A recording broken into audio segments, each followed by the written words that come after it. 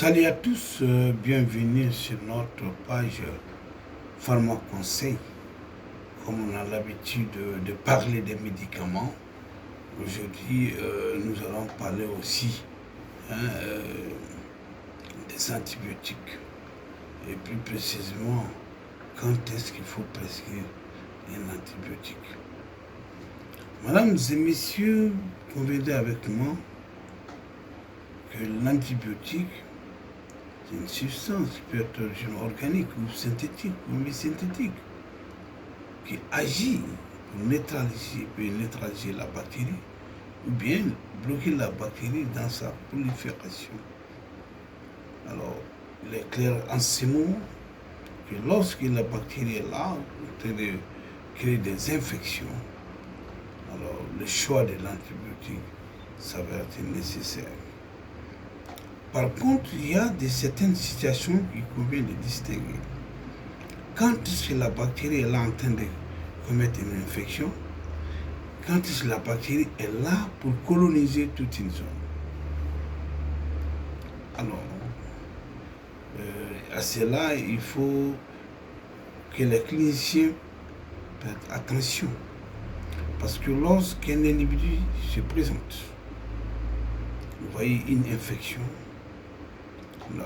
dans la fiche, il faut demander souvent dans les diagnostics biologiques, il faut préciser les signes cliniques, des renseignements cliniques qui peuvent orienter beaucoup plus le biologiste qui est là, afin qu'il ne confonde pas ce qui va diagnostiquer, et ce qui est là, et qu'il ne crée pas de problème. Alors, nous savons que il y a des bactéries qui ne sont pas pathogènes. Des bactéries, dans certaines situations, peuvent être pathogènes ou pas. Alors, ces bactéries qui ne sont pas pathogènes peuvent coloniser toute une zone, mais ils ne sont pas responsables de l'infection qui est là.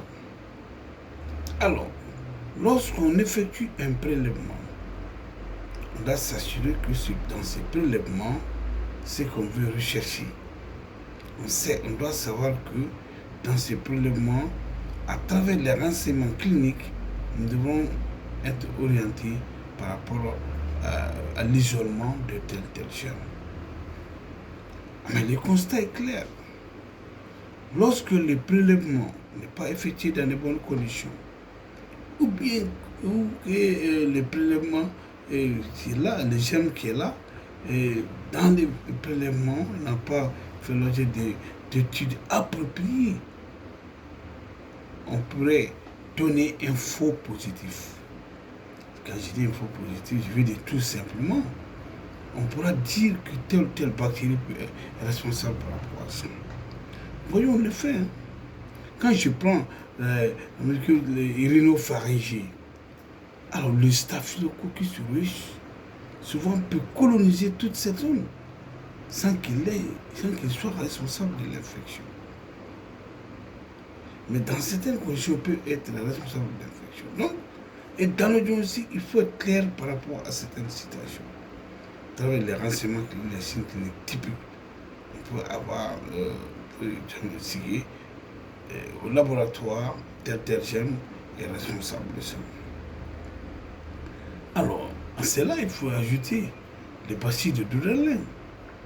Quand on fait les frottis vaginaux, le prélèvement vaginal, on voit que souvent, on voit qu'il y a des bacilles de Durelin. Des bacilles de Durelin qui inondent la boîte, accompagnés de quelques filaments de spores, de candidats albicans.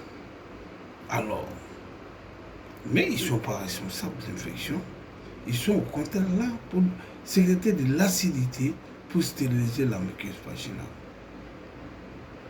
Donc vous voyez que il faudrait que le clinicien fasse mieux attention et que le biologiste qui est là, à travers les renseignements cliniques, doit mener toute une série de techniques pour diagnostiquer, pour isoler les germes afin qu'on le sache. Alors, le germe, une fois isolé, on passe à l'antibiogramme. Dans l'antibiogramme, qu'est-ce qu'il dit? C'est tester la sensibilité du germe face à l'antibiotique. Alors, on a testé 2, 3, 4 antibiotiques. Alors on a envoyé le résultat chez les médecins. L'antibiotique. Et le germe est très sensible à tel antibiotique. Peu sensible à tel antibiotique. Et résistant à tel. Alors le médecin doit changer. Et dans les choix de l'antibiotique, les médecins doivent s'assurer que la bactérie ayant été très sensible à tel antibiotique, je dois choisir cet antibiotique. Mais est-ce que cet antibiotique est compatible avec mon malade? Alors, le patient, le malade qui est là, qui doit recevoir l'antibiotique, ça doit faire l'objet de recherche et de faire en sorte qu'il n'y ait pas de dérapage. Il y a certains antibiotiques qui s'accumulent au niveau des reins. Alors, quelqu'un qui a des troubles rénaux, des problèmes des reins, on ne doit jamais les passer, même si la bactérie est très sensible à ça. Il y en a qui peuvent entraîner l'aplasie médulaire devant quelqu'un qui est déjà anémié. Même si la bactérie est très sensible, on ne doit pas le choisir. Alors, à cela, on doit ajouter d'autres situations. Est-ce que l'antibiotique se fixe fortement aux protéines plasmatiques ou pas? Vous savez que quand l'antibiotique ou bien tout autre médicament se fixe fortement aux protéines plasmatiques, alors l'effet n'est pas vrai. Il ne mène pas d'effet à ce moment. Il faut qu'il soit libre. C'est la partie libre qui est responsable de l'activité du médicament. Alors, cela dit, l'antibiotique qui se fixe faiblement aux protéines plasmatiques a tendance à mener bien son activité et de s'éliminer dans un délai court. Vous voyez, tous ces aspects, on doit tenir compte par rapport au choix de l'antibiotique. Alors, l'antibiotique, une fois choisi, il faudrait qu'on essaie d'étudier aussi les interactions par ça et la possibilité et pour la personne, c'est qu'on veut, on va entamer un traitement de façon rapide. Alors, quelle voie d'administration devons-nous choisir pour que l'antibiotique puisse arriver au bout de notre infection?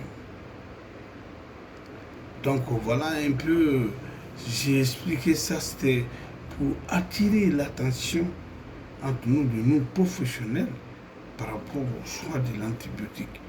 Alors, vous savez qu'aujourd'hui, beaucoup de patients viennent voir les cliniciens. On a tendance à donner un traitement probabilistique, c'est-à-dire donner un antibiotique à spectre large. C'est vrai, on peut toujours, si on n'a pas le moyen, penser à donner un antibiotique à spectre large, mais de grâce, il faudrait qu'aujourd'hui que l'on pense, penche, je m'excuse, beaucoup plus dans les diagnostics biologiques, surtout au laboratoire de bactériologie. Alors, parce que les résistances sont là. Il y avait des antibiotiques dans les temps qu'on utilisait, mais à cause du fait que ces antibiotiques ont été mal utilisés, il y a l'apparition des résistances acquises et ces antibiotiques ne servent plus à rien. Et on l'a vu. Hélas, on a été sauvé parce qu'on a vu la survenue des céphalosporines de troisième génération, comme ceftriaxone, céfotaxime, céfoperazone, céfotiam, et ainsi de suite. Aussi bien les quinolones de deuxième génération, c'est-à-dire les fluoroquinolones, comme la ciprofloxacine, pufloxacine, norfloxacine, ofloxacine, et ainsi de suite. Aujourd'hui, dans la thérapeutique, il y a eu des avancées spectaculaires. Je donne un exemple. Dans la prise en charge de la méningite cérébro-spinale, et dans le temps, je dis bien dans le temps, on s'est focalisé beaucoup sur l'ampicilline, la gentamicine. Aujourd'hui, le choix est de prendre ceftriaxone. Ceftriaxone, c'est une céphalosporine de troisième génération, qui a un spectre très large. Et puis, il y a une très bonne diffusion, jusqu'à 96%. Il diffuse bien au niveau du rachis et faire en sorte que la prise en charge de la méningite cérébro-spinale peut être parfaite. En associant avec la gentamicine, qui est un aminoside, qui peut jouer sur le patrimoine génétique de la bactérie, créant des erreurs au niveau la bactérie, ralentissant la prolifération bactérienne. Et ceftriaxone peut arriver avec son effet bactéricide, neutraliser carrément la bactérie. Donc voilà, aujourd'hui, l'antibiotique, le choix de l'antibiotique est là. Il faudrait qu'aujourd'hui, qu'il y ait beaucoup plus de diagnostic biologique en ce qui concerne la prise en charge des bouts d'infection. Alors voilà, mesdames et messieurs, chers professionnels, la petite vidéo que je voulais partager avec vous. J'espère que ce que j'ai dit, ça va intéresser beaucoup de gens. Mais je pense que dans les jours à venir, il faudrait que souvent qu'on échange sur certaines affaires et de façon à faire en sorte que notre thérapeutique puisse avoir beaucoup plus de valeur, puisse être avancée et de faire en sorte que les patients ne souffrent plus comme certains le sont aujourd'hui. Je vous remercie.